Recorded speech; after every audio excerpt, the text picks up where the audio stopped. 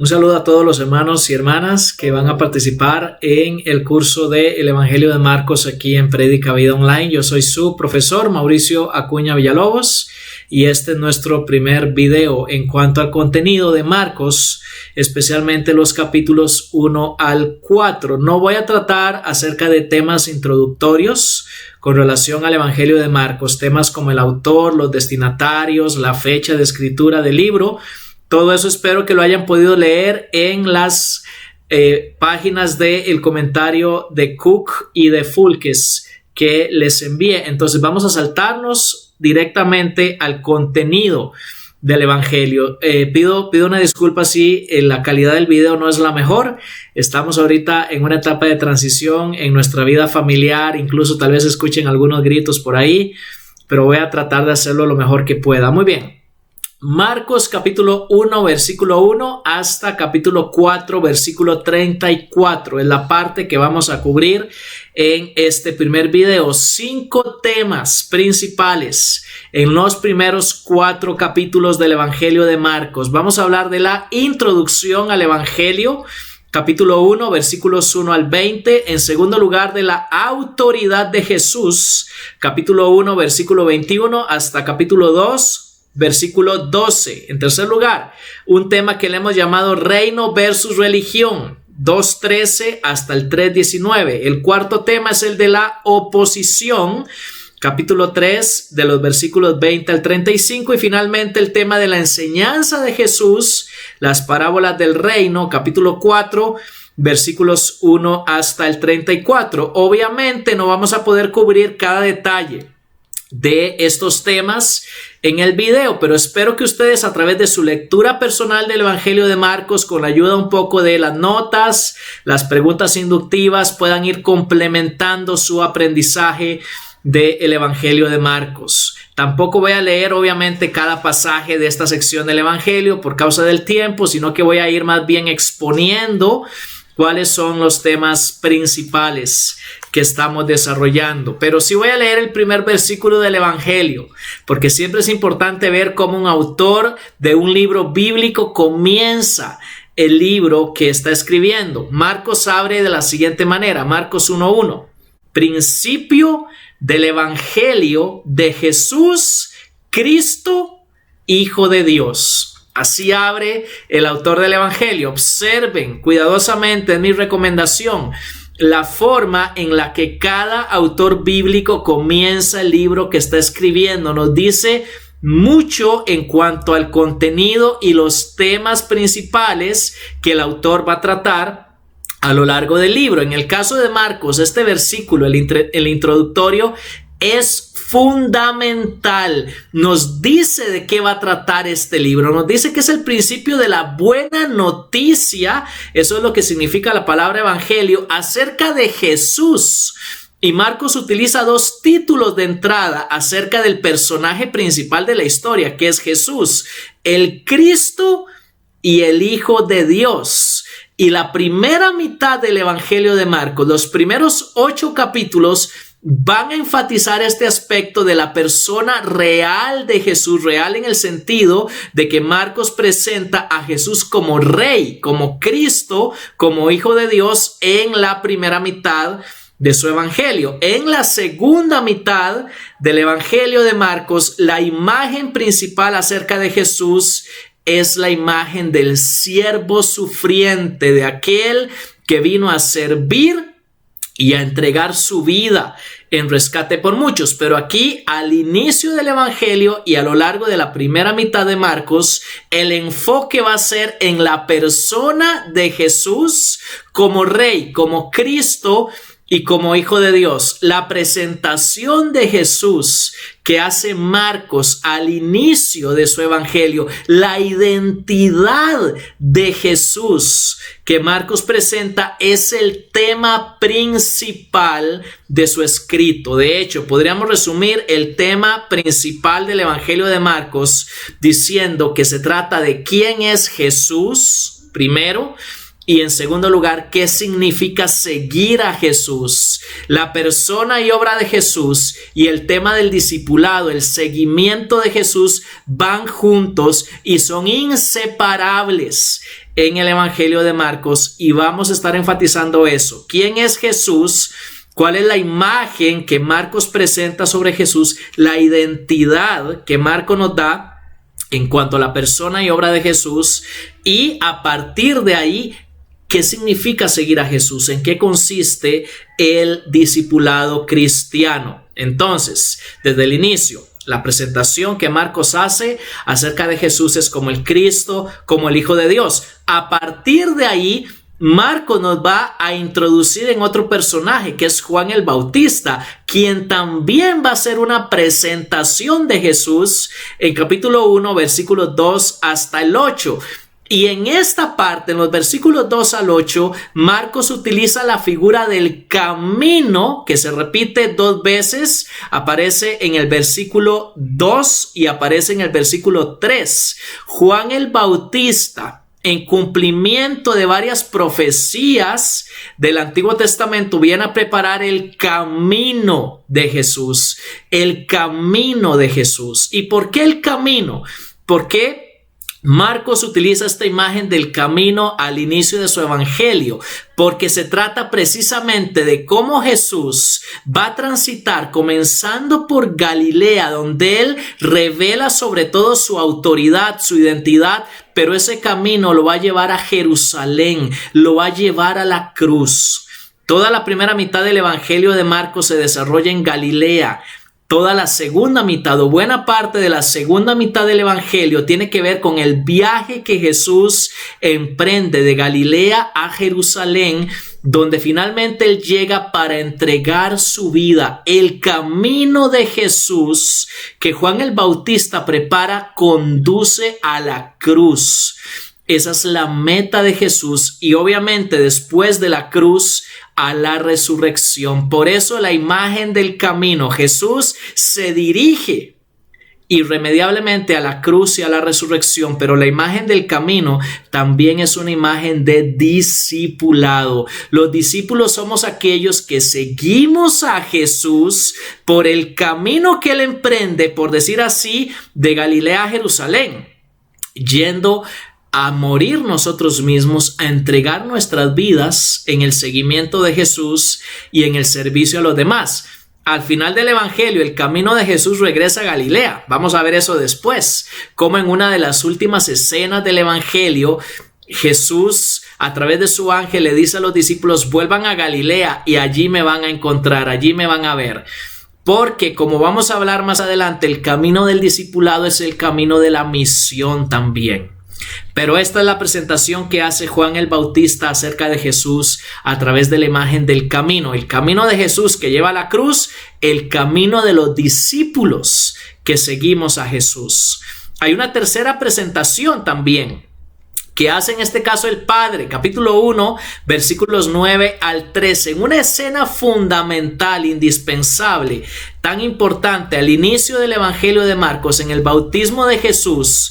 Dice la palabra de Dios que los cielos se abren, el Espíritu de Dios desciende como paloma sobre Jesús y viene la voz del Padre, la voz del cielo que dice: tú eres mi Hijo amado, en ti me he complacido. De nuevo, esa voz celestial, la voz del Padre, poniendo su sello de aprobación sobre la persona de su Hijo, citando varios pasajes del Antiguo Testamento, entre ellos el Salmo 2:7, Isaías 42:1, Génesis capítulo 22, versículo 1 también, y el Padre diciéndole a Jesús: tú eres mi Hijo amado, en ti me he complacido. Por eso Marcos en el primer versículo presenta a Jesús como el Cristo y el Hijo de Dios, y aquí se viene a reforzar esa idea de Jesús como el Hijo de Dios mediante la presentación y la aprobación de su Padre. Entonces, Jesús es presentado por el autor del Evangelio, por el ministerio de Juan el Bautista, por el Padre mismo en el bautismo, y tenemos una cuarta presentación en los versículos 14 y 15. En este caso, es la presentación del mensaje de Jesús. Jesús viene a anunciar la buena noticia de la venida, de la cercanía del reino de Dios. Ese es su mensaje, es una buena nueva de que el reino de Dios se ha acercado en la persona y en el ministerio de Jesús. ¿Qué es el reino de Dios? Es Dios gobernando. Es Dios reinando en medio de los seres humanos y buscando la salvación de los seres humanos por medio de la persona y la obra de su Hijo Jesucristo. El reino de Dios y la salvación son dos temas que van juntos a lo largo de todo el Nuevo Testamento. Reino de Dios y salvación van de la mano. Por eso, la buena noticia de la venida del reino tiene también una demanda. El evangelio no solo es un anuncio de buenas nuevas, el evangelio es una demanda de una respuesta, que en este caso es una respuesta doble. Jesús dice: arrepiéntanse y crean al evangelio, crean a la buena noticia. Por un lado, repito, el evangelio es un anuncio de la cercanía del reino de Dios que quiere salvarnos a través de la persona y la obra de su Hijo. Pero por el otro lado, el evangelio es una demanda de una respuesta de arrepentimiento y de fe. Creer en Jesús, creer en el evangelio. Y tenemos un quinto llamado en esta introducción al evangelio de Marcos. Realmente la introducción del evangelio va desde versículo 1 hasta versículo 20. Después viene el tema de la autoridad. Pero lo último que hace Marcos en esta introducción a su libro es una presentación del llamado de Jesús, el llamado al discipulado. Debemos recordar cuando estemos estudiando todo Marcos que el tema principal es ¿quién es Jesús? La persona, la obra de Jesús, su identidad. Pero después, ¿qué significa seguir a Jesús? ¿En qué consiste el discipulado? Y desde el inicio mismo de su evangelio, Marcos nos muestra esto. ¿En qué consiste seguir a Jesús? Versos 16 al 20. Primero, el discipulado es un proceso. Jesús les dice a sus 4 primeros discípulos: síganme, vayan detrás de mí, acompáñenme en mi camino.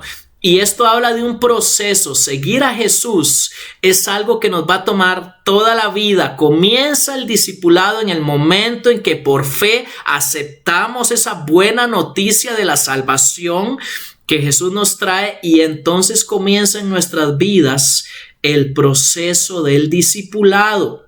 Síganme, es la orden de Jesús. Ahora, ese proceso tiene una meta, porque Jesús les dice a esos primeros 4 discípulos: síganme y yo los haré pescadores de hombres. Y ellos entendieron a la perfección esa imagen por ser su profesión pescadores. Eso eran esos 4 primeros hombres. Jesús los encuentra a la orilla del mar realizando su trabajo de pesca, pero Él les dice: yo voy a cambiar, voy a modificar su labor. Aquello que se dedican ya no va a ser pescar peces, sino pescar hombres, traer personas a la fe en Jesús por medio del anuncio de la buena noticia del reino de Dios y por medio del ministerio, como más adelante vamos a ver. La meta del discipulado, de ese proceso del cual ya hemos hablado, es participar en la misión de Jesús de pescar hombres. El discipulado es misionero. Todo seguidor de Jesús, toda seguidora de Jesús es invitado e invitada a participar de la misión de Jesús. Y hermanos, esto es tan importante. Todos los creyentes somos discípulos y todos los discípulos debemos participar en la misión de Jesús. La misión no es solo para algunos, la misión es para todos. Todos los que hemos sido llamados a seguir a Jesús hemos sido llamados a participar en su misión de pescar hombres. Y es el tercer elemento importante del discipulado. Ya hablamos del proceso, ya hablamos de la meta misionera. Tiene que ver con una demanda, de un abandono, de una renuncia que debemos hacer por causa de seguir a Jesús. El seguimiento, el discipulado, nos va a demandar renunciar a algo o a alguien siempre. En el caso de estos primeros 4 hombres, renunciaron a su familia, a su trabajo, a sus ingresos, al negocio familiar, lo cual en esa cultura no era para nada sencillo. y ellos dejaron todo eso por seguir a Jesús. Y cada uno de los que hemos sido llamados al discipulado vamos a tener que hacer algún abandono, alguna renuncia por causa del seguimiento de Jesús. Este es uno de los temas fundamentales del Evangelio de Marcos, y así entonces concluimos con este primer tema mayor, que es la introducción al Evangelio. Voy a tratar los siguientes 4 temas un poco más brevemente. El segundo es el tema de la autoridad de Jesús. Capítulo 1, versículo 21 hasta capítulo 2, versículo 12. Vemos que es una autoridad completa. Jesús tiene autoridad, primero en la enseñanza, segundo en las sanidades y exorcismos, la expulsión de demonios. Tiene autoridad sobre la impureza cuando sana el leproso, poniendo su mano sobre él. En lugar de que el leproso contagie a Jesús de su impureza, Jesús limpia a ese hombre porque tiene autoridad sobre la impureza. Y finalmente, en capítulo 2, versículos 1 al 12, tiene autoridad para perdonar pecados. Y aquí se manifiesta sobre todo, principalmente, esa autoridad de Jesús. Y entonces, en medio de este despliegue, esta manifestación de autoridad de Jesús, que es completa, ya lo hablamos, surgen 2 temas importantes. Primero, lo que algunos estudiosos del Evangelio de Marcos llaman el secreto mesiánico. ¿De qué se trata esto? Cada vez que los demonios quieren decir quién es Jesús, en varias ocasiones al inicio del Evangelio, posiblemente lo habrán notado, Jesús los manda callar y no permite que los demonios revelen su identidad. ¿Por qué? ¿Cuál es la razón de que Jesús no permite que los demonios le digan a la gente quién es Él? Precisamente porque Marcos y Jesús quiere que nosotros vayamos descubriendo quién es Jesús, no a través de revelaciones demoníacas, sino a través de la revelación que hace la palabra de Dios en cuanto a la persona y la obra de Jesús. Y el otro tema que surge en esta sección que estoy tratando ahorita es el tema de la prioridad de la oración. Capítulo 1, versículos 35 al 39. Después de un día sumamente ocupado, ministerialmente hablando, del Señor Jesús, dice la palabra de Dios que al siguiente día, levantándose muy de mañana, cuando todavía estaba oscuro, salió y se fue a un lugar solitario. ¿A qué? ¿Porque quería estar solo nada más? No, dice, y allí oraba. Él sabía que la oración era una prioridad fundamental en su vida y ministerio. Y hermanos, si el Hijo de Dios consideraba la oración como algo tan importante, ¿cuánto más debemos hacerlo nosotros? La oración debe ser una prioridad fundamental en nuestras vidas y en nuestros ministerios. Y así hemos terminado el tema de la autoridad de Jesús. El tercer tema importante del cual quiero tratar es el que hemos llamado religión versus reino, o mejor dicho, reino versus religión. Capítulo 2, versículo 13 hasta capítulo 3, versículo 6. Es una serie de narraciones donde a propósito el autor, el evangelista Marcos, nos presenta el reino de Dios que trae Jesús en conflicto, en oposición con la religión de los líderes religiosos del tiempo de Jesús. Vamos a ver cómo a partir de aquí, tan temprano en el ministerio de Jesús, comienza la oposición. Los escribas, los fariseos, los herodianos comienzan a oponerse a Jesús desde que perdonó los pecados del paralítico en Capernaum al inicio del capítulo 2. Y una y otra vez vamos a ver este choque, este conflicto. El reino de Dios que Jesús vino a inaugurar no puede compaginar con la religión, con las tradiciones religiosas de los líderes del tiempo de Jesús. Y la nota clave aquí, hermanos, y esto es tan importante, es que dentro del reino de Dios, las personas y sus necesidades son la prioridad.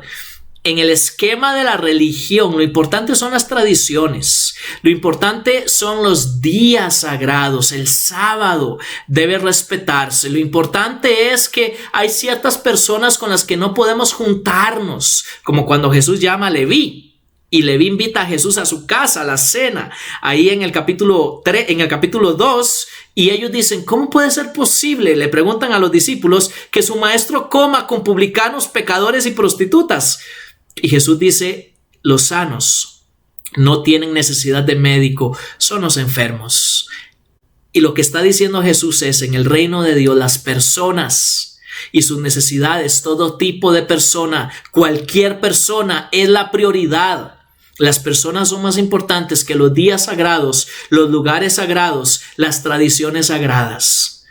Es tan importante esto, hermanos y hermanas, porque una de las cosas que tenemos que preguntarnos a nosotros mismos es, bueno, y la manera en la que yo sigo a Jesús, la manera en la que yo practico el discipulado, ¿se parece más al reino de Dios o se parece más a la religión del tiempo de Jesús? ¿Se parece más al reino de Dios, mi iglesia, de la cual soy parte, o se parece más al sistema religioso, donde las personas no son tan importantes? En el reino de Dios, la salvación de las personas está por encima de todo. Y quiero que noten cómo en esa sección del Evangelio de Marcos, desde capítulo 2, versículo 13, hasta capítulo 3, versículo 6, una y otra vez Marcos presenta el tema de la comida. Jesús comiendo ahí en casa de Leví, el día sábado los discípulos arrancando espigas para comer, porque la comida se convierte en un símbolo de esto, de este conflicto entre la religión y el reino de Dios. ¿Por qué? Porque en ese tiempo la comida era un símbolo de comunión. Tú comías con aquella persona con la que querías tener comunión, y lo que Jesús está diciendo es, al utilizar este simbolismo de la comida, todos son bienvenidos al banquete del reino de Dios. Aquí nadie es dejado fuera. Y así debe ser, hermanos y hermanas, nuestra práctica como discípulos, y también así deben ser nuestras iglesias. La novedad del reino de Dios despierta la oposición religiosa.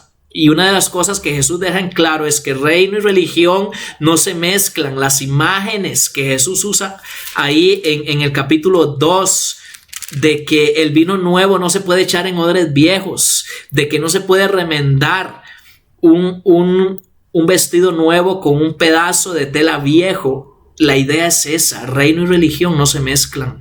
Son dos cosas que se oponen. Y entonces de aquí surge el tema de la oposición, el cuarto tema principal del cual queremos tratar. Capítulo 3, versículos 20 al 30. La oposición surge temprano en el ministerio de Jesús, ya lo vimos, pero aquí al final del capítulo 3 llega a su punto más alto, porque es una oposición donde estos líderes religiosos ya decidieron descartar completamente a Jesús. La oposición llega a su punto culminante, primero porque es la familia misma de Jesús la que se opone a él, tildándolo de loco, de que está fuera de sí. Y por encima de todo, son los líderes religiosos los que llevan la oposición a su punto mayor, acusando a Jesús de estar poseído por Satanás, usando el nombre ahí de Belcebú para hablar de Satanás, y diciendo que las obras de Jesús son las obras del diablo. La blasfemia contra el Espíritu Santo es la forma en la cual la oposición a Jesús llega a su punto más bajo, y en absoluto contraste con esa oposición de parte de su misma familia consanguínea y de parte de los líderes religiosos, los que se suponían que debían haberlo aceptado a él. En contraste con la oposición y el rechazo de ellos, Jesús va a definir quiénes son realmente los miembros de su familia. En capítulo 3, versículos 31 al 35, ¿cuál es la familia de Jesús? ¿Quiénes son realmente sus discípulos? Jesús dice, los que obedecen, los que hacen la voluntad del Padre, los que escuchan la palabra de Dios, la reciben y la cumplen. Y por eso, en el quinto y último tema que vamos a tratar, en el capítulo 4, versículos 1 al 34, el verbo principal es escuchar. Una y otra vez Jesús dice: el que tiene oídos para oír, que oiga, que escuche. ¿Por qué? Porque los que escuchan y reciben la palabra, ellos son los verdaderos familiares de Jesús. Solo los que realmente escuchan reciben la palabra de Jesús. Para recibir la palabra, primero debe ser escuchada. Y a lo largo de varias parábolas que Jesús presenta ahí en capítulo 4, el tema principal es cómo el reino de Dios crece en la medida en la cual la palabra de Dios es sembrada y es escuchada. La imagen de la semilla que se utiliza en varias de esas parábolas representa la palabra de Dios. Cuando es sembrada a través de la predicación, de la enseñanza, de la evangelización, y cuando es escuchada, esa palabra es recibida. Y esa es la forma principal en la cual el reino de Dios va creciendo progresivamente, paulatinamente. El reino crece en la medida en la cual la palabra de Dios es sembrada y escuchada, pero no todos escuchan, no todos reciben. Eso es claro en esas parábolas también. Incluso en 2 ocasiones Marcos nos da a entender que Jesús habla en parábolas precisamente porque es la manera en la cual algunos reciben, pero otros no. Por eso Jesús habla de esta manera en parábolas. Para que el reino crezca, la palabra tiene que ser sembrada, pero también tiene que ser escuchada, tiene que ser recibida. Es un vuelo de pájaro, es un vistazo a vuelo de pájaro de los temas principales de estos 4 primeros capítulos del Evangelio de Marcos. ¿Cómo podemos concluir esta sesión de enseñanza? Quiero hacerlo diciendo lo siguiente: Jesús, el Cristo, el Hijo de Dios, aquel que tiene suprema autoridad, nos llama a nosotros, a ti y a mí, a seguirlo el día de hoy por un camino de discipulado que nos va a llevar a participar en la misión de Jesús. Somos nosotros quienes el día de hoy debemos sembrar la palabra de Jesús para que el reino de Dios pueda crecer. Esa misión se da en medio de oposición. Como fue con Jesús, así va a ser con nosotros también, porque reino y religión no se mezclan. En medio de esa misión del reino, de esa misión del discipulado, las personas son más importantes que cualquier tradición religiosa, y la palabra es el medio principal a través del cual el reino crece. Pero quiero que noten cómo la siembra de la palabra se da en el contexto de una misión integral. Quiero introducir esa expresión que es muy importante. Misión integral significa que Jesús no solamente enseñaba, no solamente predicaba, también sanaba, también alimentaba multitudes, también expulsaba demonios. La misión de Jesús no era nada más espiritual, era integral en el sentido de que incluía palabras y obras, y en el sentido en que satisfacía las necesidades físicas de las personas, además obviamente de sus necesidades espirituales. Nuestra misión, de la misma manera que la misión de Jesús, debe ser una misión integral donde las personas y la palabra son las prioridades principales. Muy bien. Esto es lo que tengo que decir en cuanto a los primeros 4 capítulos del Evangelio de Marcos, y en los próximos videos vamos a estar hablando de otras secciones del Evangelio. Bendiciones.